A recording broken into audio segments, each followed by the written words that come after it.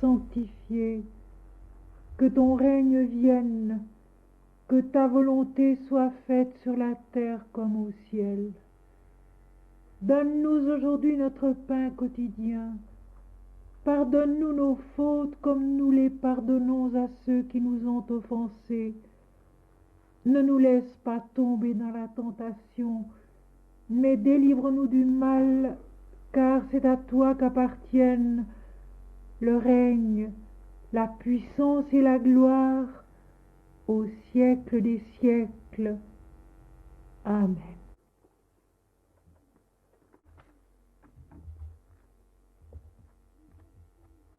Mes chers amis,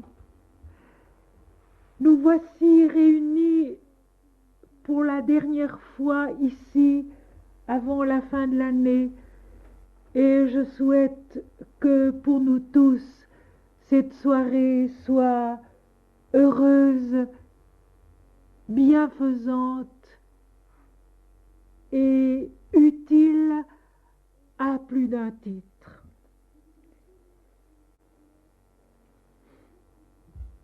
Je voudrais commencer par vous lire une fois au complet les 4 nocturnes qui se trouvent dans les sentiers de l'âme.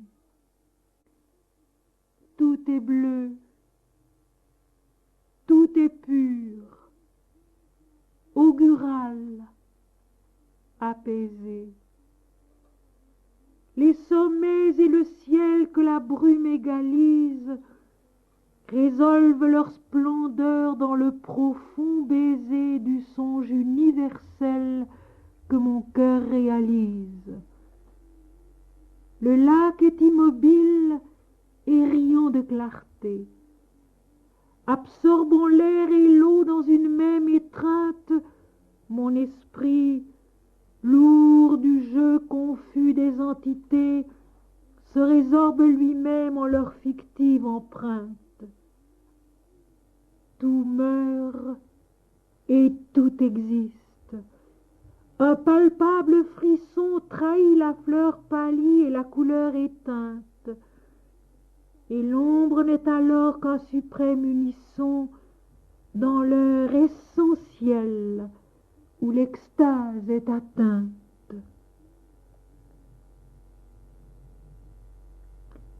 La fraîcheur a soufflé sur les braises du jour et file en souriant des notes amoureuses. Sa flûte a les accents lointains du troubadour dont le chant s'est perdu dans les plaines poudreuses. Un rythme extasié berce l'or du couchant qui s'ouvre au grand baiser mystique du silence, et dans l'obscurité naît le galbe tranchant de la lune qui rit de sereine indolence. Déjà la nuit module un poème infini sur les 1000 frissons de l'ombre et de la feuille, et sous son dais où tremble un songe évanoui, passe l'éternité blonde qui se recueille. Dans le grand soir pieux, une étoile immobile répand son oraison silencieusement. Noble fleur de clarté qui s'ouvre et se profile sur le satin pâli du vaste ciel dormant. Étoile, beau regard de la nuit bienheureuse qui berce en souriant ses voiles constellés.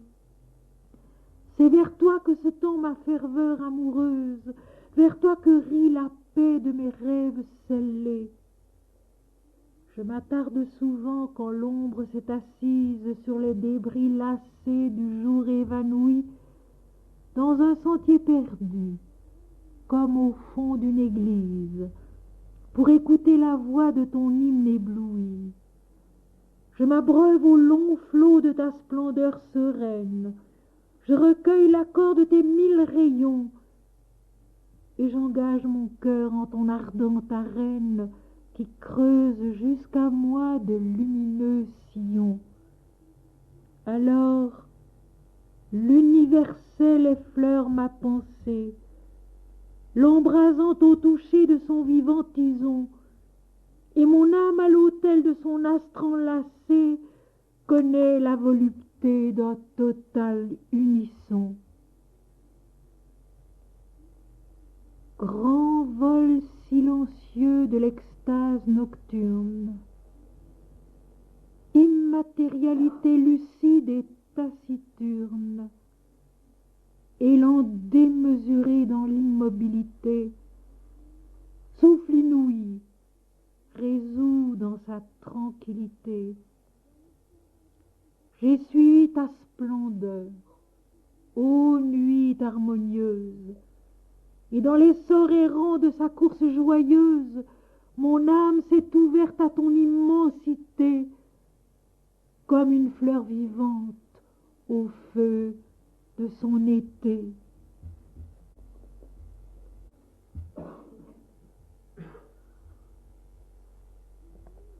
Mes amis, pour ce soir, je nous ai apporté un très très beau sujet, un sujet très connu aussi, mais dans lequel nous allons ensemble découvrir beaucoup de choses peut-être nouvelles, en tout cas très utiles. Il s'agit tout simplement de Jésus à 12 ans qui monte à Jérusalem dans le temple pour la fête de la Pâque, dans l'évangile de Luc au chapitre 2, à partir du verset 41 jusqu'au verset 52. Une grande et merveilleuse leçon d'humilité. Une grande et merveilleuse leçon d'humilité. Il y a dans ce passage des versets apparemment sans signification particulière et qui sont chargés au contraire d'un message particulièrement utile et précieux pour notre temps, pour le temps que nous vivons dans le monde maintenant. Et puis, vous allez vous en rendre compte tout de suite, le sujet de ce soir rejoint en quelque sorte celui du cours de l'université populaire, puisqu'il y est question, au verset 41, de la Pâque, précisément, de cette fête que le peuple d'Israël doit respecter chaque année pendant 7 jours en souvenir de la sortie du pays d'Égypte. Les parents de Jésus allaient chaque année à Jérusalem, à la fête de Pâques. C'est donc pour eux un souvenir du passé. Et nous allons voir comment, au cours de notre texte, ce souvenir du passé va devenir un regard qui se tourne vers l'avant, vers autre chose, vers un pas de plus.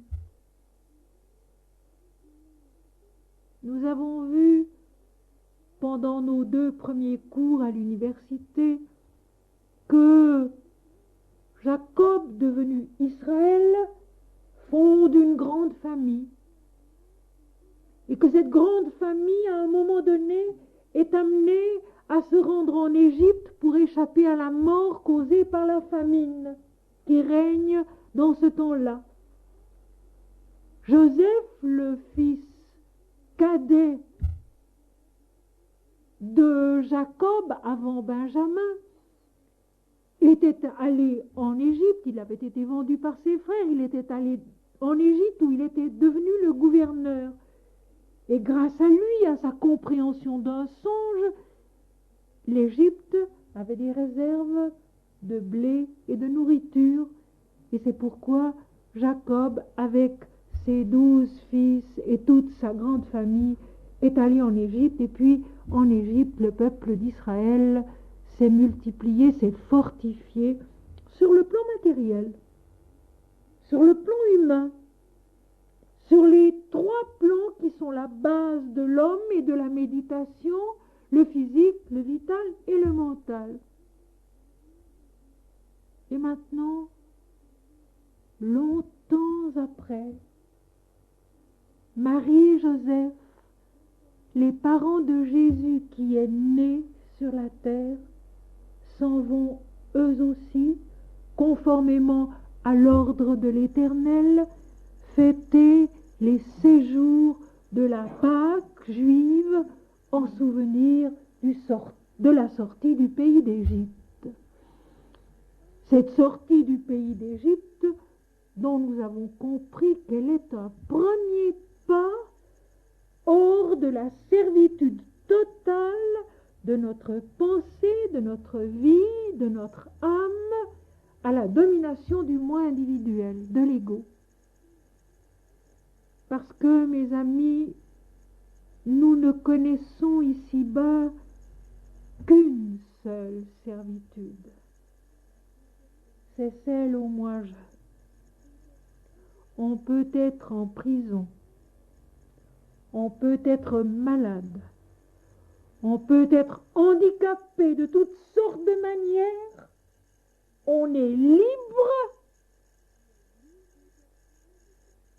si on n'est pas asservi à ce fameux moi-je qui est l'unique cause de tous nos problèmes et de tous les problèmes du monde. Il n'y en a pas d'autres.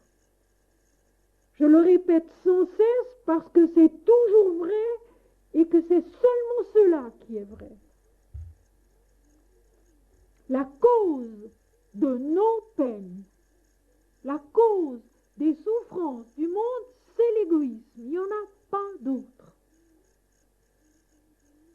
Alors, la sortie du pays d'Égypte, c'est la sortie d'un certain égoïsme, je dirais d'un certain égoïsme naturel de la vie qui s'installe sur les plans du physique, du vital et du mental vital, où l'homme est centré sur une conscience individuelle.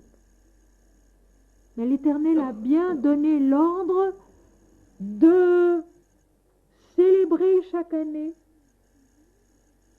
au premier mois de l'année religieuse qui ne correspond pas à l'année civile, au premier mois de l'année religieuse, pendant 6 jours, la fête de la Pâque, en se souvenant que ça a été la délivrance de l'Éternel pour son peuple. Et je rappelle en passant, parce que c'est utile aussi de le savoir, que le nom d'Israël veut dire lutter avec Dieu et Dieu est fort. Donc les deux éléments importants, la lutte avec Dieu pour grandir en lui, cette confrontation continuelle entre la conscience humaine et le divin, et où c'est l'Éternel qui est victorieux, pas à pas. Et dans notre histoire d'aujourd'hui, c'est lui aussi qui est victorieux et qui détermine le pas nouveau. Ce pas à pas tellement indispensable et auquel il faut toujours penser, les choses ne se font pas tout d'un coup. Notre transformation sur tous les plans de la vie et surtout dans la vie spirituelle ne se fait pas tout d'un coup. Tout d'un coup, ça y est, tout est terminé, tout est en place. Non, non, non, pas du tout.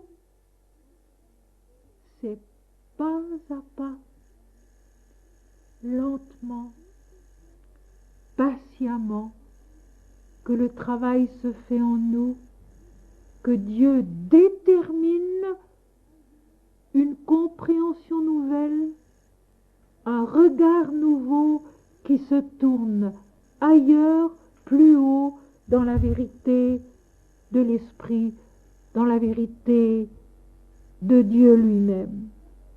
Ainsi, conformément à la tradition, tournés vers le souvenir pieux, les parents de Jésus sont montés à Jérusalem pour les 7 journées de la fête de la Pâque, donc de la sortie d'Égypte. Et comme Jésus a 12 ans, pour la première fois, il l'emmène avec eux. Rien de particulier en apparence, mais je souligne tout de même 2 mots. Premièrement, ils montèrent à Jérusalem. Et deuxièmement, pour la fête de la Pâque. Il y a donc une ascension, comme toujours. C'est tout de même singulier, c'est tout de même frappant que partout dans la Bible, comme d'ailleurs dans les Védas, dans les Upanishads et dans les textes sanscrits, il s'agit d'une montée. Il monte à Jérusalem, qui est sur une colline, qui est la ville sainte, où Salomon a bâti le temple conformément aux ordres de l'Éternel. Ce lieu, sacré entre tous pour le peuple d'Israël, ce lieu qui est la gloire de l'homme en l'Éternel. La gloire du temple, la gloire des palais, la gloire de la ville, bâtie par Salomon sur l'ordre de l'Éternel, la gloire de l'homme en l'Éternel. Et tout à l'heure, nous allons voir autre chose. La gloire de Dieu en l'homme. Ça, ce sera Jésus. Mais pour le moment, c'est la gloire de l'homme en l'Éternel. Et il faut monter. Il y a une ascension hors du quotidien. Une ascension au-dessus de nos pensées courantes, de nos soucis habituels, de nos travaux journaliers. On délaisse tout cela pour 7 jours afin de se rendre à une fête, la fête de l'Éternel. Et depuis des siècles, cette fête est célébrée. Depuis des siècles, sans plus très bien savoir sans doute ce qu'elle signifie. Vraiment, cette fête est là, et le peuple se réjouit. Et on mange des pains sans levain en souvenir, et on immole des agneaux d'un an sans défaut en souvenir de ce que l'Éternel a fait pour moi. Ceci, c'est un verset dans le chapitre 13 du livre de l'Exode. De ce que l'Éternel a fait pour moi. L'Éternel a permis cette sortie vers un dépassement de soi, vers le commencement d'une naissance nouvelle à un moi supérieur, plus lucide, plus vaste, plus intelligent, plus noble. C'est donc une joie, c'est donc une fête, c'est une célébration où, dans une certaine mesure, la conscience, le cœur, l'âme et même le corps de l'homme montent un peu vers la connaissance de l'Éternel, vers la connaissance de Dieu. Je voudrais à ce propos vous lire un tout petit passage du prophète Osée, au chapitre 4, les premières phrases. Écoutez la parole de l'Éternel, enfants d'Israël, car l'Éternel a un procès avec les habitants du pays, parce qu'il n'y a point de vérité, point de miséricorde, point de connaissance de Dieu dans le pays. La connaissance de Dieu. C'est en cela que le peuple doit grandir. C'est en cela que l'homme doit grandir. C'est notre destin ici-bas. C'est notre tâche. Et je trouve le passage très beau. Osée chapitre 4. Écoutez la parole de l'Éternel, enfants d'Israël, car l'Éternel a un procès avec les habitants du pays. Parce qu'il n'y a point de vérité, point de miséricorde, point de connaissance de Dieu dans le pays. La tâche de l'homme, c'est de grandir dans la connaissance de Dieu que nous ne connaissons pas, vers qui nous avançons lentement, pas à pas. Il faut des siècles. Depuis combien de siècles le peuple d'Israël monte-t-il à Jérusalem pour fêter la Pâque, pour commémorer la sortie du pays d'Égypte? Cela n'est pas dit. Mais cette fois-ci, il y a un élément de plus. Il y a un élément nouveau. Jésus est né. Jésus est là. Et pour la première fois, à l'âge de 12 ans, Jésus accompagne ses parents.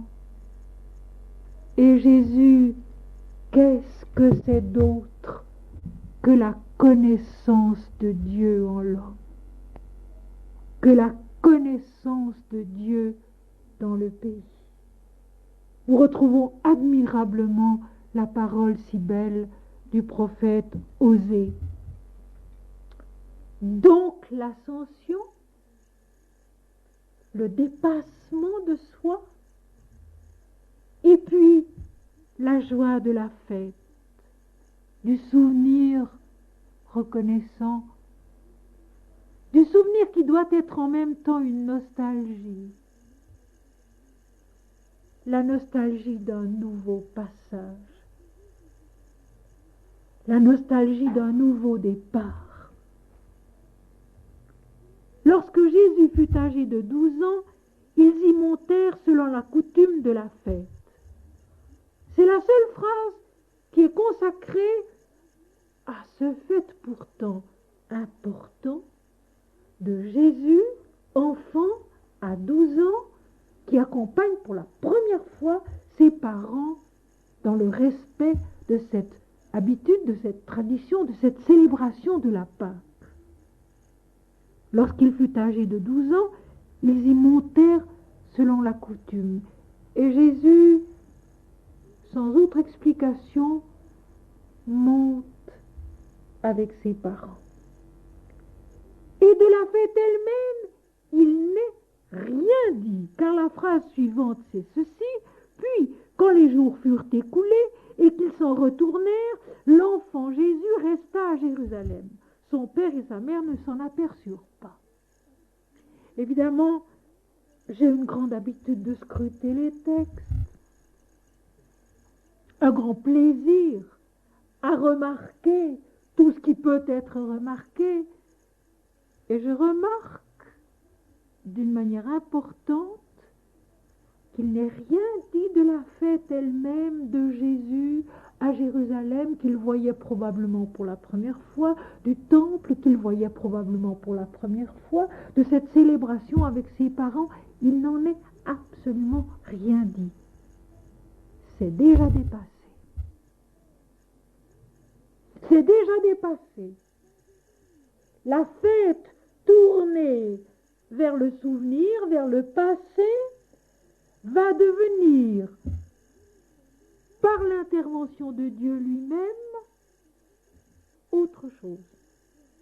Un élément nouveau, des éléments nouveaux qui vont faire que cette fête va se tourner maintenant vers l'avenir, vers un nouveau dépassement de soi, vers une nouvelle marche en avant, vers une nouvelle conquête de la connaissance de Dieu dans le pays. Et ce qui marque ce changement, c'est tout simplement ceci: quand les jours de la fête furent écoulés, ils s'en retournèrent, l'enfant Jésus resta à Jérusalem, c'est ça. Les parents s'en retournent, les amis, les compagnons, les connaissances s'en retournent, Jésus reste à Jérusalem. Voilà l'élément nouveau. Et ce passage est extrêmement important, il a beaucoup à nous apprendre. La fête d'adoration est terminée. le temps consacré aux célébrations rituelles a pris fin. Et tout à fait normalement, fidèlement, les parents de Jésus, avec leurs connaissances, leurs compagnons, leurs amis, leurs parents, s'en retournent vers la vie comme elle était, vers la vie faite de fidélité, de travail, d'efforts, de peine, de soucis, de joie aussi. Et pour eux, les choses sont encore comme toujours, comme avant. Mais Dieu est là. Et Dieu déjà a décidé qu'il y aurait autre chose. Un élément nouveau, un appel nouveau qui va obliger l'homme à chercher Jésus, à chercher une connaissance nouvelle, une compréhension nouvelle, une direction nouvelle. Et ça, c'est l'intervention de Dieu dans nos vies. Comme je le dis souvent à propos de Golgotha, Jésus, qui, avec ses disciples, prend aussi le repas de la Pâque, toujours ce repas de la Pâque, ce souvenir du passage de l'Éternel, du rite, va jaillir une révélation. Eh bien, mes amis, pour nous, ici, maintenant, c'est la même chose. D'une prière répétée 1000 fois, d'une célébration religieuse dans une église ou ailleurs, répétée des centaines de fois, simplement parce que c'est un souvenir pieux, parce que c'est un acte nécessaire et recommandé, soudain un jour, de ce rite va jaillir une révélation. Et cet acte tant de fois répété va devenir le commencement vivant d'une croissance nouvelle, d'une recherche nouvelle, d'une découverte nouvelle.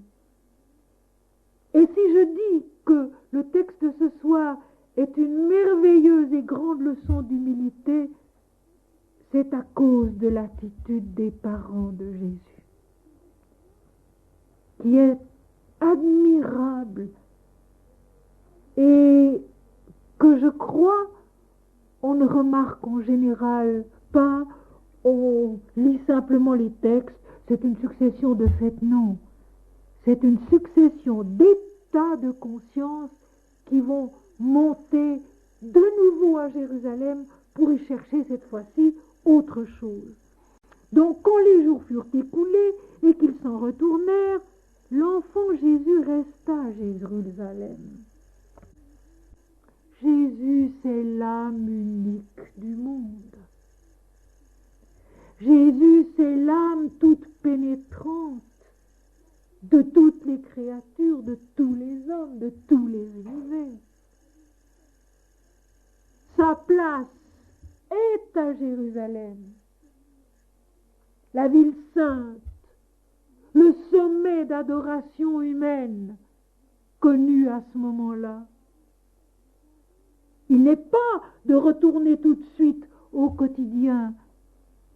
Il a déjà à ce moment-là quelque chose à apprendre à ses parents, quelque chose à révéler dans son peuple, d'une façon tout à fait discrète, mais il y a là un acte divin dont les conséquences seront immenses. Son père et sa mère ne s'en aperçurent pas. Et si je traduis ceci dans le langage mystique de la méditation, je dirais que la conscience de l'homme est montée sur le plan de l'adoration de l'âme, et puis qu'elle est redescendue sur le plan de la vie humaine pour y reprendre humblement et pieusement ses travaux. est que l'âme, elle est restée au sommet de l'adoration. Elle est restée dans la contemplation intérieure. Et cette fois-ci, elle est plus forte que le quotidien.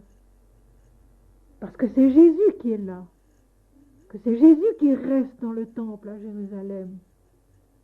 Et que c'est Jésus qui, cette fois-ci, du haut de nous-mêmes, nous appelle et nous attire. Pour que, inquiets de lui, nous allions le chercher. Pour que la connaissance de Dieu, la vérité, la miséricorde, règne dans le pays. Le prophète Osée. Les plans inférieurs de la conscience ne se rendent pas compte qu'il y a une partie de notre être qui est restée dans la prière. Ça, c'est une expérience que nous faisons certainement parfois. Dans des moments où nous avons été plus intensément fervents, où nous avons peut-être reçu quelque chose, ou quelque chose est descendu en nous du haut de l'esprit,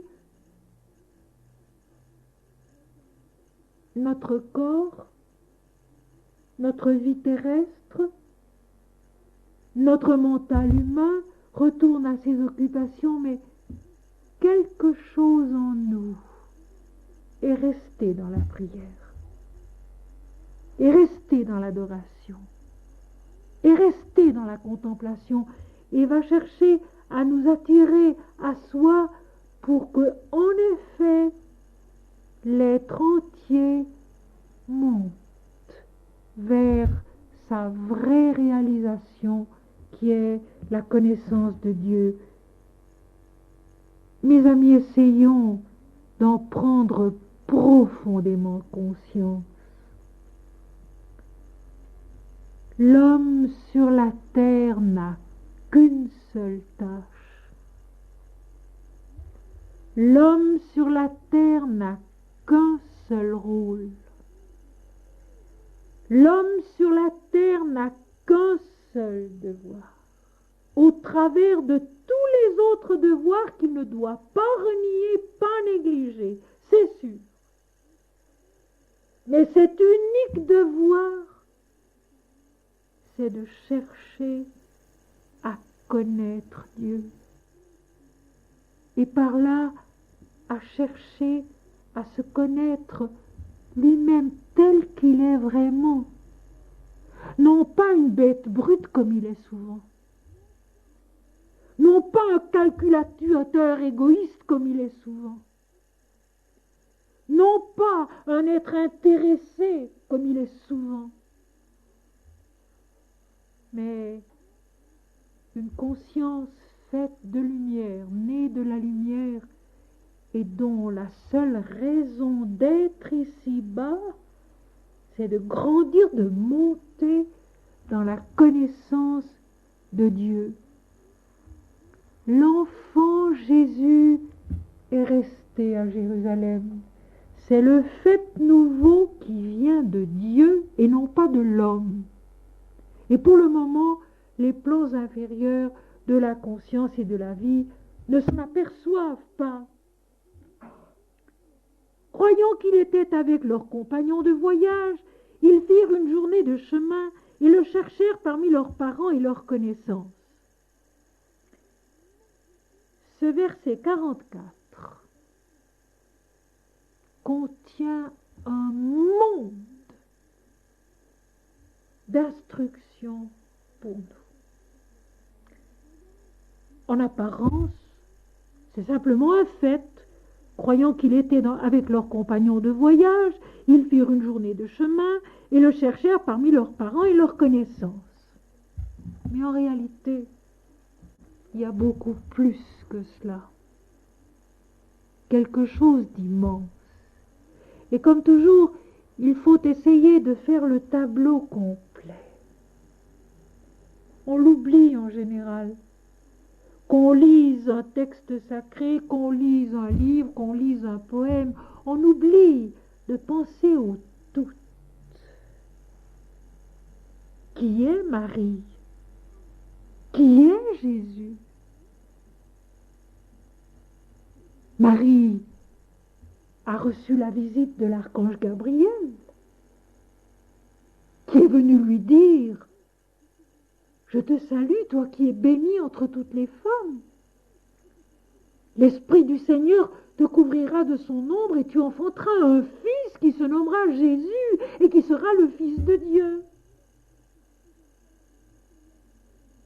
Et puis il y a eu Noël, la nativité, et puis Joseph qui reçoit la visite de l'ange quand c'est nécessaire pour lui dire exactement ce qu'il doit faire pour protéger la mère et pour protéger l'enfant. Ils ne sont pas n'importe qui. Marie et Joseph sont en nous des plans de conscience qui ont déjà été visités par l'Esprit. Ils savent dans une certaine mesure que cet enfant qui a 12 ans n'est pas comme tous les enfants. Ils le savent.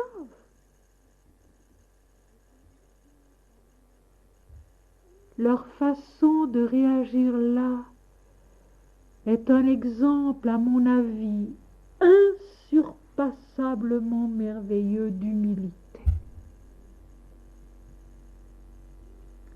Ils savent, mais humblement ils ne savent pas. Ils ne savent pas ce que sera le Messie. Et ils n'y touchent pas. Ils laissent à Dieu le soin de révéler ce qu'est Jésus, pas à pas, selon sa sagesse. Eux, ils n'y touchent pas. Ils sont si profondément détachés de toute idée d'importance personnelle. Ils ne se sentent pas le père du Fils de Dieu, la mère du Fils de Dieu. Et si j'insiste, c'est qu'aujourd'hui on fait le contraire. Avec un tout petit peu de connaissance spirituelle, on va clamant qu'on est la vérité, qu'on connaît la vérité, qu'on sait ce qui va arriver, etc., etc.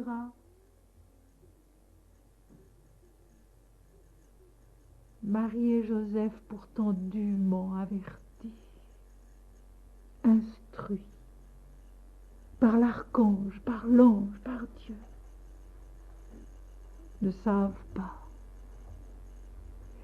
Et c'est si touchant, parce que ce n'est pas une ignorance mentale qu'ils ont, c'est une ignorance totale.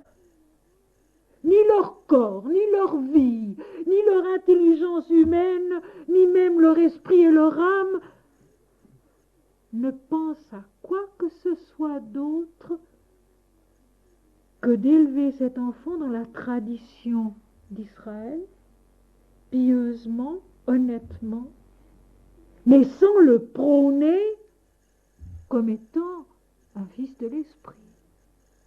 Ils n'y pensent même pas.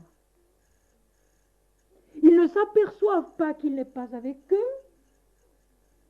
Ils le cherchent très modestement parmi leurs parents, leurs compagnons de voyage, leurs amis, parmi leurs semblables. Ils ne se sentent pas supérieurs aux autres.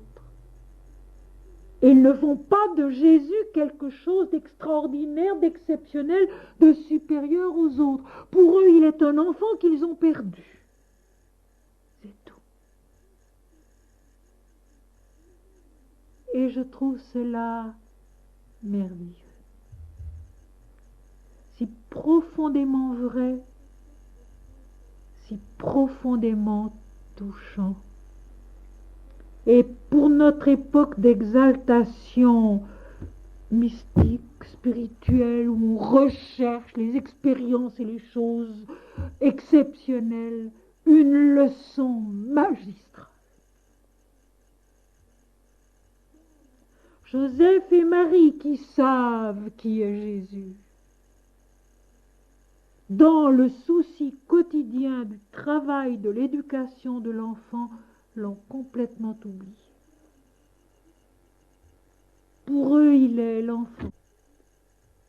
L'enfant qu'on élève le mieux possible dans la tradition, sans toucher à son caractère sacré, sans toucher à la révélation, au salut qu'il est, et qui doit être révélé seulement par Dieu et quand il sera l'heure. Et je pense que ce verset 44, nous pourrions y penser souvent et nous dire, croyant qu'il était avec leurs compagnons de voyage, comme eux sur la route de la terre, sur la route de la vie du monde, ils firent une journée de chemin et le cherchèrent parmi leurs parents et leurs connaissances. Mais ne l'ayant pas trouvé, ils retournèrent à Jérusalem pour le chercher.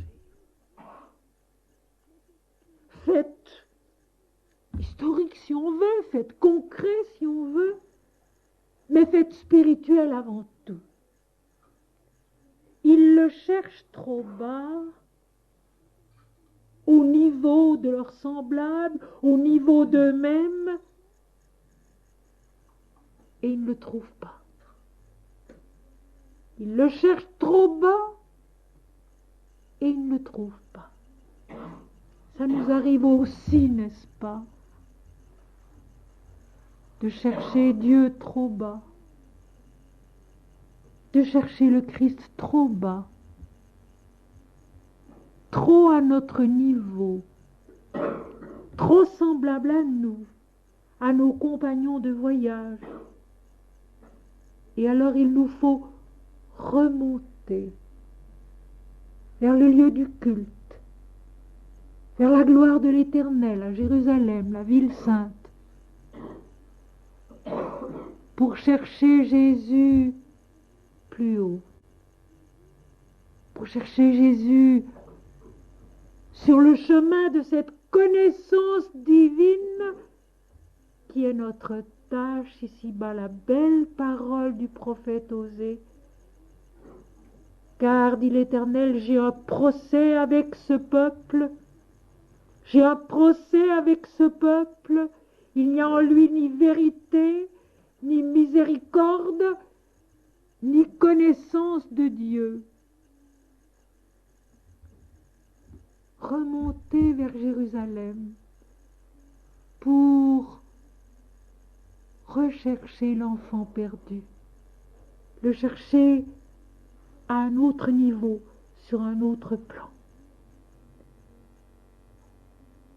Nous aimerions souvent trouver Dieu à notre niveau, selon nos intérêts, selon nos calculs, selon notre compréhension, selon notre vision des choses, et nous ne le trouvons pas. Alors nous le savons maintenant, il faut monter plus haut. Il faut oublier un peu les tâches habituelles, coutumières, ordinaires, pour monter vers Jérusalem, le lieu du culte de l'Éternel. Ne l'ayant donc pas trouvé, ils retournèrent à Jérusalem pour le chercher. Au bout de 3 jours, ils le trouvèrent dans le temple, assis au milieu des docteurs, les écoutant et les interrogeant. Au bout de 3 jours, 3 étapes. L'étape physique, l'effort physique, de la marche physique. L'effort vital, la vie, qui recherche la vie et qui veut maintenir la vie, sauver la vie, Jésus, enfant perdu. Et puis l'étape mentale, la recherche parmi les amis, les connaissances, les semblables, ces 3 démarches qui sont insuffisantes. Mais au bout de ces 3 démarches qui sont insuffisantes mais nécessaires, ils le trouvèrent dans le temple assis, immobile. Jésus, à 12 ans, immobile, assis au milieu des docteurs, les écoutant et les interrogeant. Écoute divine, interrogation divine. Les parents de Jésus, cette fois-ci, vont découvrir leur enfant. Et ils vont lentement revivre ce qui leur avait été annoncé, mais maintenant sous une forme incarnée sur la terre. Ils voient Jésus, ils le découvrent, comme nous devons le découvrir, comme nous devons le voir. Non pas à notre image, mais immobile, assis, au milieu des docteurs, les écoutant et les interrogeant. L'âme qui médite, l'âme qui écoute, l'âme qui interroge l'invisible pour essayer de grandir dans la connaissance de Dieu sur la terre. Parce que Jésus, le Fils de Dieu, sur la terre est soumis aussi aux étapes de la vie terrestre dans le monde. Il doit lui aussi franchir les paliers de l'ascension qui conduisent à la connaissance de Dieu. Il est donc dans le temple de l'adoration, du culte rendu à l'Éternel, et immobile, il écoute et il interroge. Tous ceux qui l'entendaient étaient frappés de son intelligence et de ses réponses. L'étonnement, la surprise, parce que déjà Jésus parle un autre langage. Ses questions sont divines. Ses réponses sont divines. Et nous aussi, mes amis, nous devons nous élever dans l'adoration. Nous devons nous élever dans la prière. Plus haut, toujours plus haut. Plus loin, toujours plus loin. Pour que nos questions soient divines. Et que les réponses que nous captons, que nous recevons, soient divines aussi. Monter, s'élever dans la connaissance de Dieu, vers la connaissance de Dieu, par l'Esprit, pas à pas, tranquillement. Vous voyez qu'il a fallu 12 ans jusqu'à ce que Jésus, pour la première fois, manifeste sur la terre la divinité de son intelligence, de ses questions, de ses réponses. Il est là, au milieu des docteurs de la loi.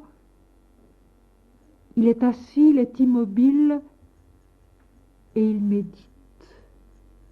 Il médite en parlant avec les docteurs de la loi, comme nous pouvons méditer, en parlant avec nous-mêmes, en parlant avec le Seigneur au-dedans de nous-mêmes, et aussi par le genre de conversation que nous avons avec les autres, très simplement en les axant vers cette croissance toujours dans la connaissance de Dieu sur la terre. Quand ses parents le virent, ils furent saisis d'étonnement. Marie et Joseph voient Jésus et ils le découvrent. Et ils le découvrent avec étonnement. Ils savent pourtant qu'il est l'enfant de l'Esprit. Mais eux aussi, ils ont tout à apprendre.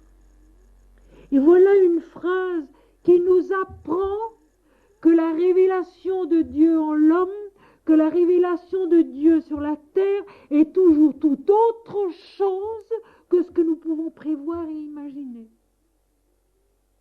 Jésus se manifeste pour la première fois à ce moment-là dans sa divinité. Et ses parents qui savent pourtant qu'il est fils de Dieu, eux aussi sont étonnés. Ils le voient, semble-t-il, pour la première fois. Ils le découvrent avec d'autres yeux, avec un autre regard. Pour la première fois, ils voient en lui le Fils de Dieu. Et nous aussi, nous avons à voir et à nous étonner. À ne pas trouver tout naturel ou bien à donner tout de suite une explication à quelque chose que nous avons vu ou compris.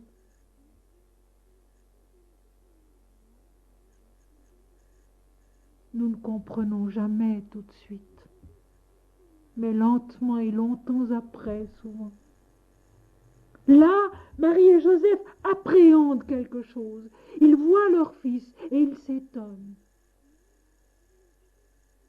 Et cet étonnement sera le commencement d'une découverte progressive, d'une école à suivre, d'une leçon à apprendre, d'un chemin à parcourir, où peu à peu ils découvriront toujours plus de choses difficiles à admettre, difficiles à comprendre, mais qui leur permettront de grandir à leur tour dans le sillage de Jésus.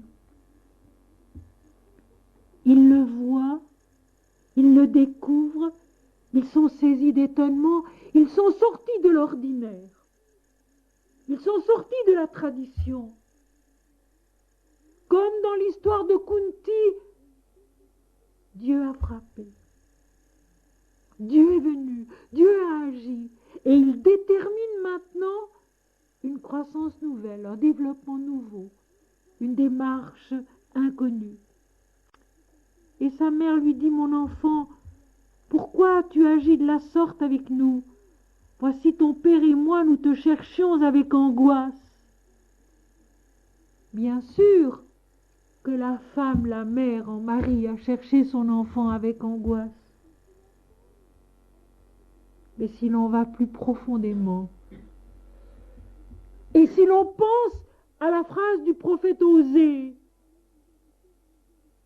l'Éternel qui est en procès avec son peuple, parce qu'il n'y a en lui ni vérité, ni miséricorde, ni connaissance de Dieu. Alors la question de Marie prend une autre importance. Nous te cherchions avec angoisse. Nous aussi, nous avons à chercher Jésus avec angoisse,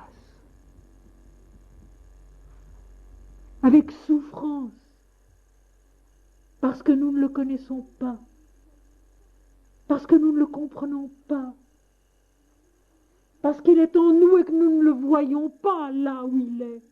Il est notre âme, il est l'âme unique, il est le tout. Il est la lumière du monde, il est la vie du monde, de chacun et de tous. Est-ce que nous le savons cela? Est-ce que nous le vivons cela? Non. Pourquoi as-tu agi ainsi avec nous? Voici ton père et moi, nous te cherchions avec angoisse. Cherchez Jésus avec angoisse. Mon Seigneur et mon Dieu, mon Seigneur et mon Dieu, notre Père qui es aux cieux, où es-tu? Que je sache où te chercher. Comment es-tu? Que je sache te voir, te reconnaître et t'aimer pour toi tel que tu es. Alors il y a d'abord cette immense humilité des parents de Jésus qui ne savent pas. Et puis il y a leur amour, leur tendresse, qui fait qu'ils recherchent l'enfant avec angoisse. Et puis il y aura tout à l'heure leur acceptation de ce qu'ils ne comprennent pas encore, de ce qu'ils ne savent pas encore, mais qu'ils attendent de Dieu seul. Et dans ce simple passage, dans ce simple récit, il y a vraiment toute la leçon de la piété vraie, de la piété juste. Marie et Joseph, pourtant les parents de Jésus, par choix de l'Éternel, qui sont fidèles au culte de l'Éternel et y conduisent leur fils. Et puis eux, pourtant dûment avertis, qui ont l'humilité de ne pas savoir, de ne pas se croire plus savants ou plus instruits que les autres dans le domaine de l'esprit. Ils ont assumé une tâche difficile, délicate, entre tous, toute neuve, toute nouvelle. Et ils sont restés face à cela absolument simples, estimant qu'ils ne savaient pas, qu'ils ne savent pas. Et là, ils découvrent leur fils, ils le voient avec étonnement et ils lui disent, mais nous te cherchions avec angoisse. Et la réponse de Jésus, qui peut paraître un peu cavalière, un peu dure, est en fait ceci: vous me cherchiez trop bas, parmi vos semblables, sur le plan humain, sur le plan terrestre. Il faut monter d'abord pour connaître Dieu et pour ensuite le voir dans l'incarnation sur la terre. Il leur dit, pourquoi me cherchiez-vous?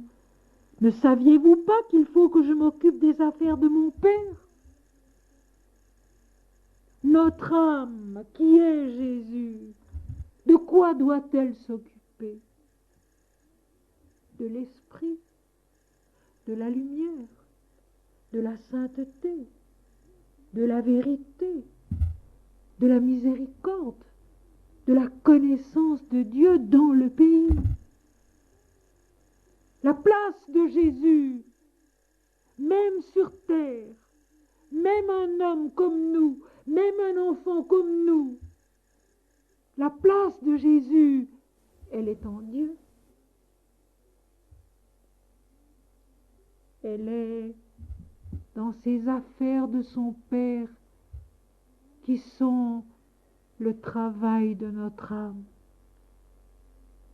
Ce travail de notre âme qui ne se fait pas toujours, qui ne se fait pas non plus toujours comme il devrait être fait. Travail discret, travail secret, Jésus assis, qui interroge, qui écoute, qui répond en Dieu. Nous aussi, mes amis, ayons de ces moments où nous sommes assis dans le temple de notre propre vie, de notre propre être,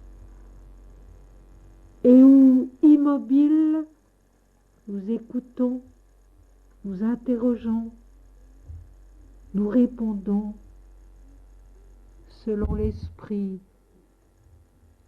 libérés de tout intérêt personnel, de tout souci humain, de toute idée d'importance personnelle, de tout désir, de tout souhait, de toute ambition. Non pas moi, Seigneur, mais toi.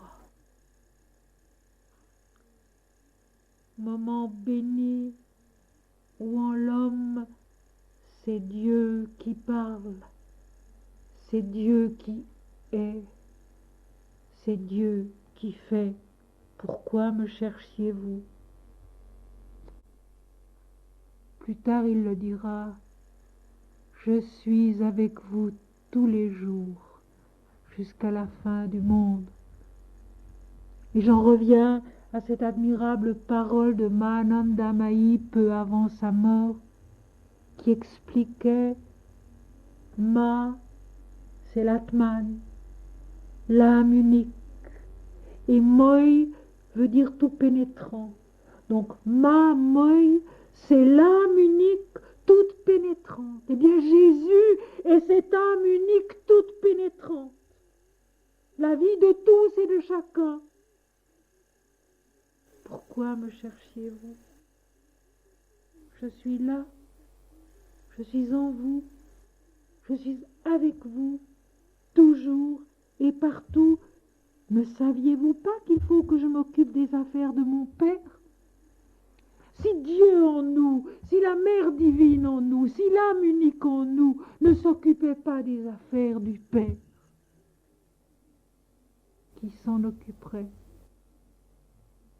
Qui maintiendrait la vie malgré tout dans son axe de vérité, qui est la connaissance de Dieu, qui est la paix et la joie de la plénitude. Ne saviez-vous pas, aviez-vous oublié que je suis venu sur la terre pour cela? Le Fils de Dieu, le Fils de l'homme, sur la terre pour cela et pour rien d'autre. Mais ils ne comprirent pas ce qu'il leur disait. Et je dis simplement ceci, nous non plus. Nous non plus, nous ne comprenons pas encore. Nous non plus, nous ne savons pas encore. Nous aussi, nous devons chercher. Nous aussi, nous devons prier pour comprendre que si notre corps, notre vie humaine, notre intelligence mentale dualiste, et même notre cœur, et même notre intelligence supérieure ont à fournir un certain travail sur la terre, il y a en nous l'âme qui doit s'occuper des affaires du Père.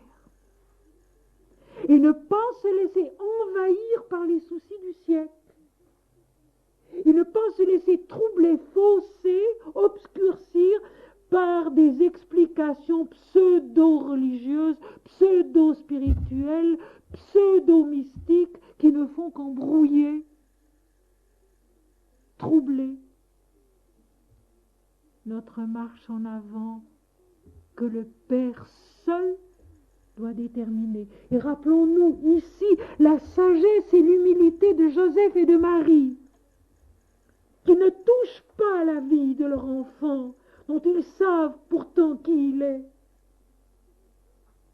Laissant Dieu révéler pas à pas aux hommes ce qu'il est. Ils ont la sagesse, eux, de n'y pas toucher. L'humilité de ne pas savoir, de n'avoir à son sujet aucun orgueil, aucune vanité, aucune idée préconçue. Le Messie, oui, mais que sera-t-il? Comment se manifestera-t-il? Ils ne le savent pas et nous ne le savons pas non plus. Le Messie qui descend en nous. Je veux tout de même vous raconter une petite histoire qui s'est passée à Paris. Le vendredi soir, lorsque j'avais expliqué la fin d'un très beau et très grand hymne védique, il y avait dans la salle une ambiance extraordinaire. Nous étions à peu près 80 à 90, la salle était toute pleine et il y avait une ambiance absolument extraordinaire. Et comme la conférence avait duré près de 2 heures, comme toujours, j'ai fait aérer, il y a eu un moment de pause, les personnes qui devaient partir sont parties. Et l'un des auditeurs, presque aveugle, qui se trouve tout devant, m'a murmuré, comme c'est dommage qu'on ait coupé. Il était vraiment descendu quelque chose, et c'était vrai. Il était vraiment descendu quelque chose. Et je lui ai dit, ne vous inquiétez pas, ça reviendra pendant la méditation. Et puis, à 40 ou 45 peut-être, nous avons médité. Et en effet, ce quelque chose d'indéfinissable, de puissant et de si doux, de si lumineux, est descendu à nouveau, nous a tous touchés. Si bien que le même monsieur m'a dit le lendemain, Emma, pendant la méditation, j'avais l'impression que nous nous aimions tous. Il y avait une telle union, il y avait une telle communion, une telle joie, une telle douceur, une telle tranquillité, un tel silence. J'avais le sentiment que nous nous aimions tous. Et c'était tellement vrai que pour une fois, j'ai demandé à l'assistance de s'en aller sans dire un mot, de repartir sans parler. Et cela a réussi pour une fois. On s'est tu dans la salle, on s'est tu dans le corridor, on s'est tu dans les 4 étages de l'escalier, on s'est tu dans la rue.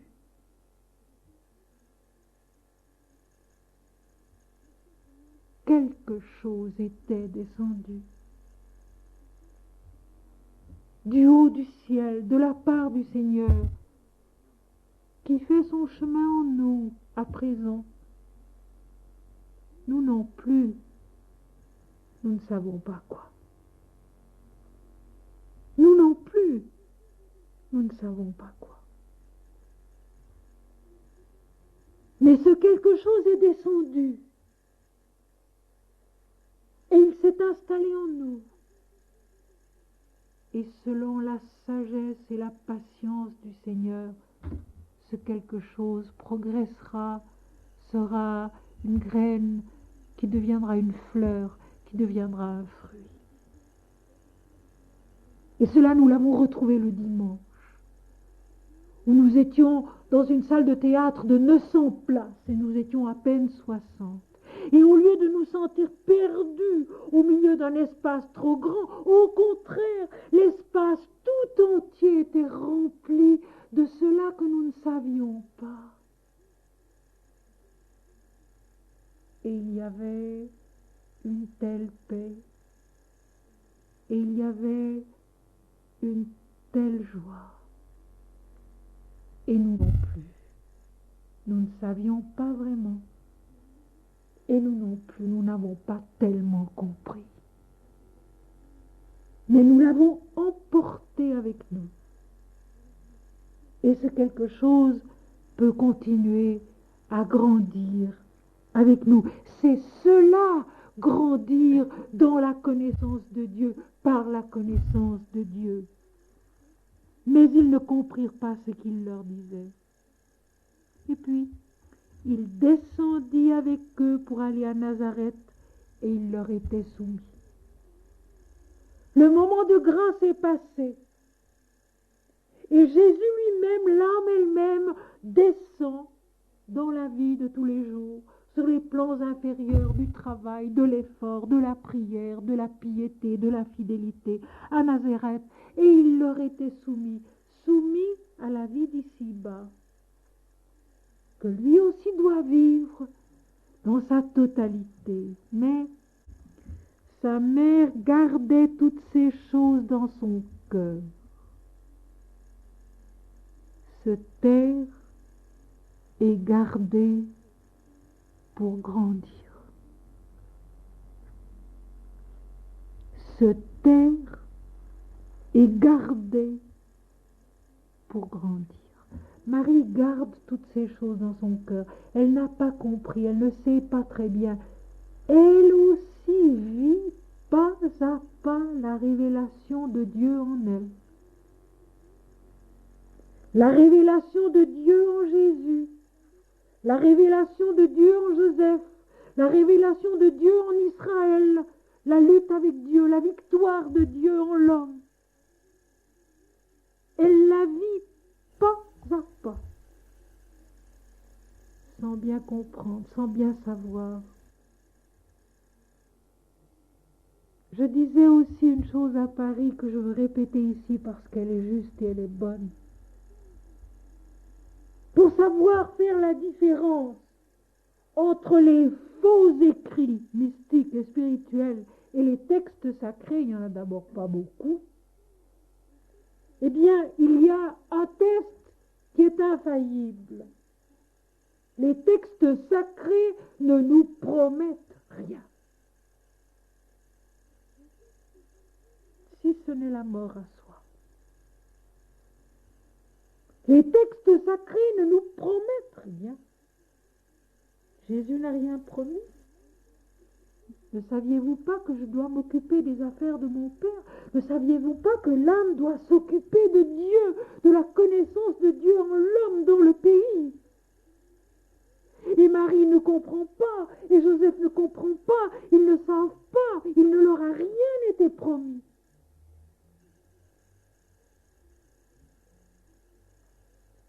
Mais Marie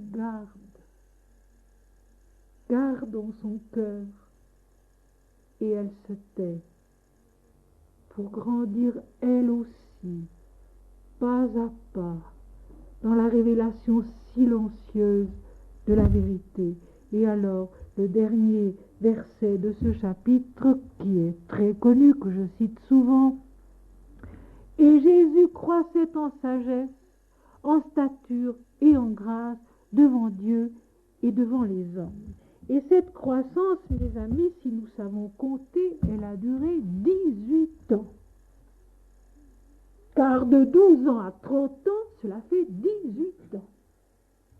18 ans où il est soumis à la vie, comme n'importe qui, et où il grandit, où il se fortifie en stature, en sagesse, en intelligence, en esprit. Et ces 18 années absolument secrètes, absolument discrètes, absolument inconnues, dont on a voulu donner des explications, imaginer des événements qui auraient eu lieu mais dont on ne sait rien du tout, ces 18 années le conduisent où? En esprit, sur la montagne où Satan le tente. De ce moment où à 12 ans après la fête de la Pâque, il est assis immobile au milieu des docteurs, qu'il écoute, qu'il interroge, auquel il répond.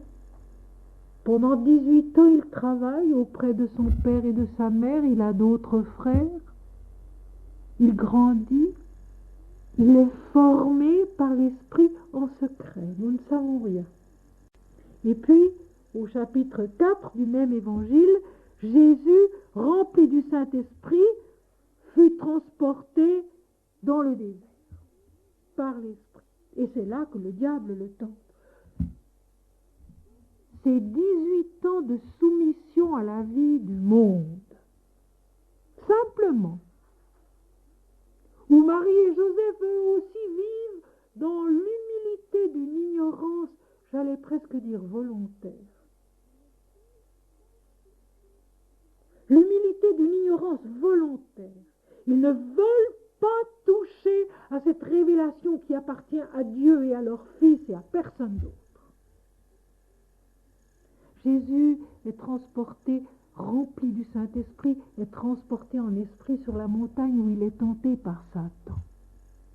Ce qui se passe là sur la montagne, je l'ai dit déjà bien des fois, Jésus là est arrivé à maturité, si j'ose dire, et il sait qu'il est Dieu sur la terre.